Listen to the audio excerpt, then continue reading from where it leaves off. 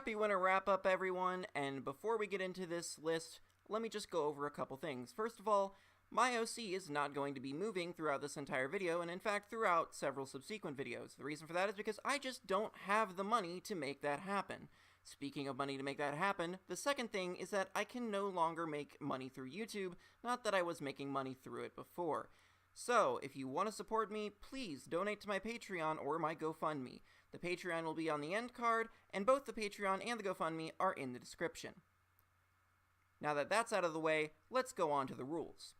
The only real rule here is that Diamond Tiara and the Flim brothers are the only non-major villains that will be included in this list. We will not include minor villains, nor will we include circumstantial antagonists who get their own song.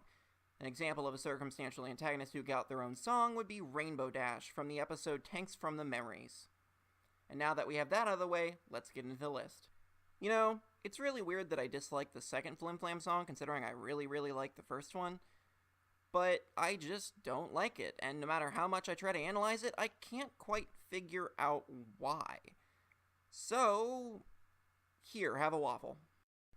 I've never really been a fan of Welcome to the Show, and one of the big reasons for that is because, number one, it's the same for the Sirens, and number two, it's honestly just not that interesting lyrically, and the clash between what the Rainbooms do and what the Sirens do, well, I get that's the point of a battle of the bands, it's just not very good. It sounds very dissonant when you switch from one to the other, to be completely honest. Ooh boy, I'm gonna really tick off a whole bunch of people who really like the movie, but Open Up Your Eyes is not the best villain song in My Little Pony. I am very sorry. Now, let me give you the benefit of the doubt. It actually has some of the best singing and some of the best instrumentation out of all of the villain songs. That I will not even the slightest say is untrue. However, the actual lyrics leave something to be desired, and the visuals are really bad aside from the flashback. It's just not that good unless you've read the prequel book, and I'm not reviewing the prequel book here. I'm talking about the song, so sorry. We Will Stand for Everfree is a pretty okay song from a pretty forgettable villain. And honestly, I don't think this song could have been made much better thanks to how the villain was.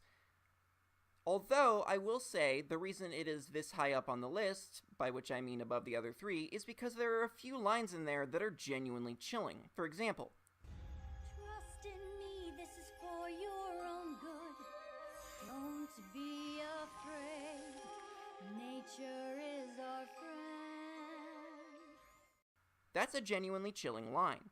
Other lyrics, however, are just kind of okay. I feel a bit bad for putting Diamond Tiara so low on the list, especially since I like Crusaders of the Lost Mark.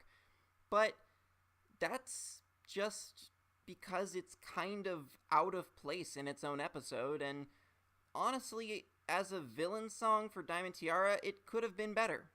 Under Our Spell sums up both the Siren's powers as well as the concept of repetitive, brainwashing music in general pretty well. That's about all I really have to say on it, considering that it's a montage song, so the visuals aren't really anything to talk about, and honestly this is kind of middle of the road for villain songs, so everything after this I genuinely really love. The Flim brothers is upbeat, fun to listen to, and laced with just enough snake oil salesman wording that it keeps you on edge about the brothers' intentions. Overall, it's a great villain song that not only sums up their plan for the episode, but gives a good overview of who they are as villains, and that is absolutely wonderful.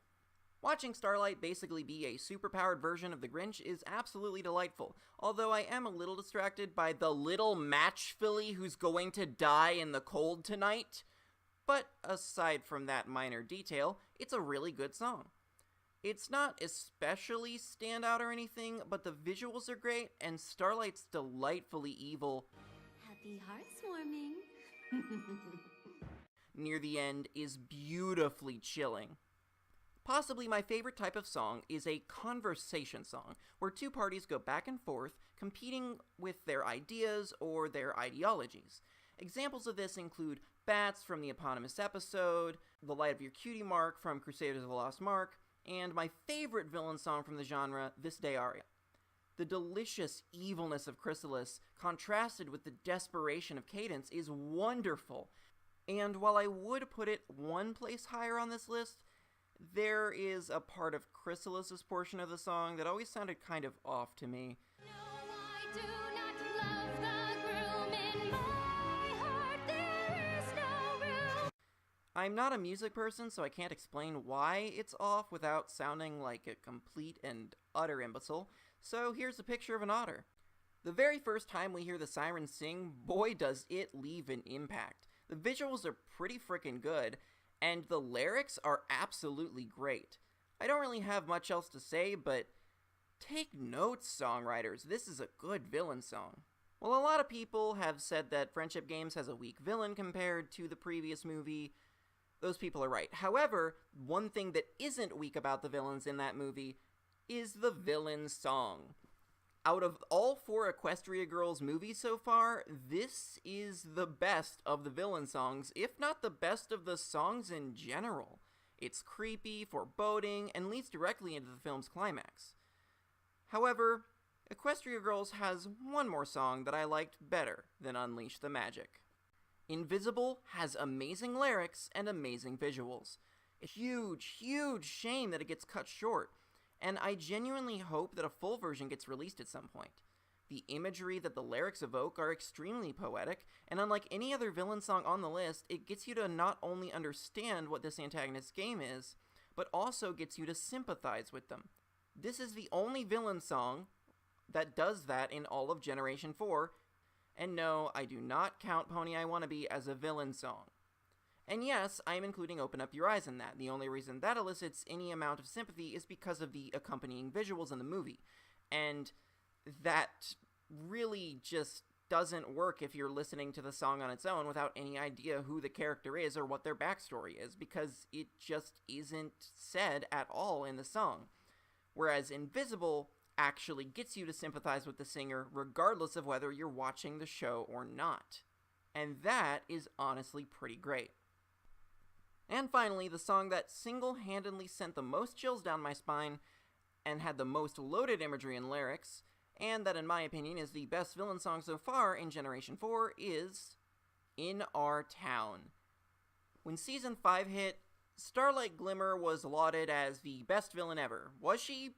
Probably not, to be completely honest, but she was an interesting villain, to say the least.